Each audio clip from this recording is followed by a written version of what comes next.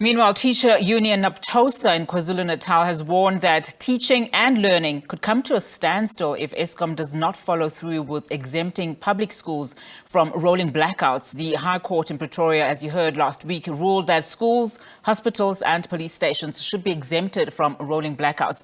Now, let's get a reaction. We are now joined via Zoom by NAPTOSA CEO in KwaZulu-Natal, Thirona Moodley. Thank you so much for your time this afternoon. So, government, together with some energy experts, say that the ruling is actually impractical. You seem to think that if it's not implemented, that teaching and learning could actually come to a standstill in schools.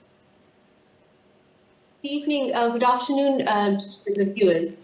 We've always been concerned about the interruption of electricity in the schools. And what's been more concerning is there's no focus on the schools and the learners losing out on teaching and learning time. So we welcome the judgment. However, we will wait to see the implementation of it.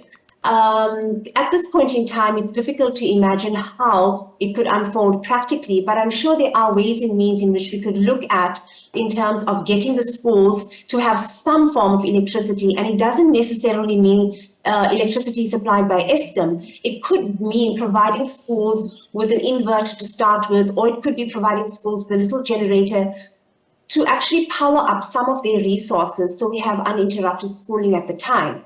So really right now, the jury is out on how we're going to implement this court judgment, and it's given it a strict time frame of 60 days.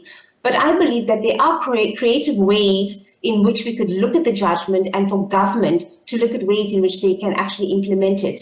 Because at the end of the day, we're having an electricity crisis in this country. It's actually impacting on the learners' rights to school. Schools have had to sometimes close early because there's some classes that just cannot be held, or their administration systems are not working. Telephones may not be working. So it has had an impact. Unfortunately, we can't measure the impact in terms of rands and cents as you can do with the commercial activities, and it's been largely ignored in terms of some of the victims of the load shedding and the energy crisis in the country. Importantly, what the court found was that, that the load shedding and the rolling blackouts are an infringement of our constitutional rights. Are you then disappointed that the first response by government, from the Minister of Public Enterprises, Pravin Gordhan, saying that he will be challenging the ruling?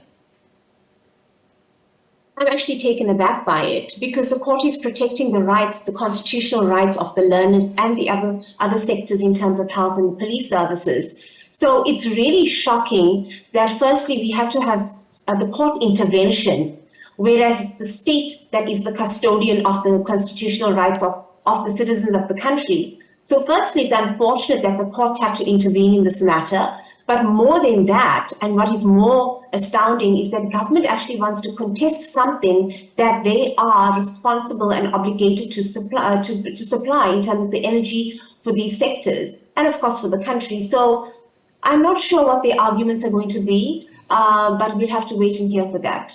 I mean, you touched on just some of the challenges that teachers and learners are facing because of the rolling blackouts. Just how bad is the situation, especially when you start talking about, already the lost time from learning, especially if we start looking at KwaZulu-Natal with the floods last year and another reasons. I mean, like the rolling blackout that we're currently experiencing, but also we're hearing of the shortages of food at several schools, quintiles 1 to 3. I mean, it seems like the problems in KZN particularly are just not ending.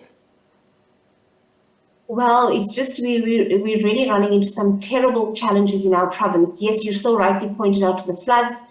And to touch on that, there's not been much development in terms of infrastructure repair in that regard. We've just had the situation, which is an ongoing one, regarding the school nutrition program.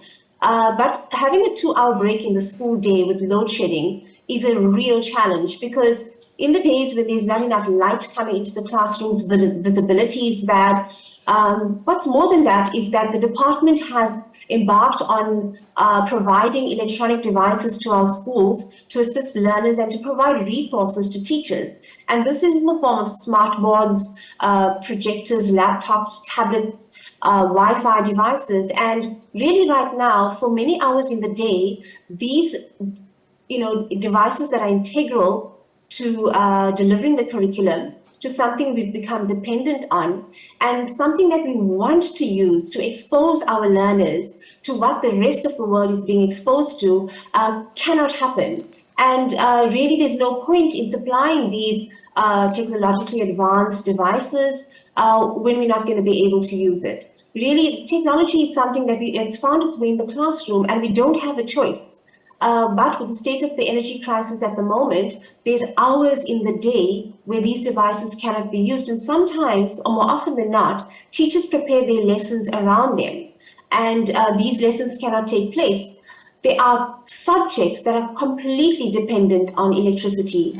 The computer classes, CAT, laboratories, and those classes can't happen. So we can't afford to lose any teaching time in a curriculum that's already so jam-packed. There's no time to make up for it. And really right now, we're not getting any kind of responses in terms of how to make up for teaching time. It's something that's an unintended consequence of the electricity crisis in the country. We've not thought about schools enough, which is really a shame. What's another shame is, of course, that announcement that KwaZulu-Natal may lose up to 1,000 schools in the next couple of years. Just your reaction as NAPTOSA on that? Well, we knew this was coming for a while because there are schools that have very small numbers and we call them non-viable schools. So the department had embarked on a process of merging schools. But for NAPTOSA right now, we're actually taken aback by the statement because we had indicated clearly in the provincial ELRC that Labour needs to be consulted on this. And we were told that this has been put on hold in the province. So we're actually surprised by the announcement by the HOD of the province that those are the figures that the department has identified in terms of closing and merging schools. Now, we do agree that there are challenges in these schools because a small school will have multi-grades in one class and it becomes a challenge for teaching and learning as well. But we'll really be interested to know, firstly, has the department done the maths to tell us how much they're going to be saving with regards to the closure of small non-viable schools? But more than that, it can't just be about money. Because we see schools as being deeply rooted in their communities. We see transport as an issue, the danger of learner transport. We've seen time and time again in terms of accidents happening with learners in packed little coolies or vans. So there's a lot of logistics that has to be ironed out. And there's a lot of consultation that has to happen in the communities as well. So I think the process could start, but there's a long road in terms of ironing out the finer detail. We do not want to inconvenience our learners and the parents in those communities to now find schools out of their communities, put their learners at harm's way in traveling to schools out of the communities. The dangers out there are really huge in terms of if you're walking distances to schools, if you're getting onto private transport. Is the department going to provide transport to these learners? What's the cost of that? What's going to happen to the teachers in these schools? So there's also labor matters that are, part of this whole debate or this whole conversation that has to be had. And the department has not yet engaged with the Labour in the province to determine or to bring us in as partners to look at how it can unfold in the least disruptive way as possible. NAPTOSA CEO in KwaZulu-Natal, Thirona Moodley, thank you so much for your time this afternoon. Really do appreciate it.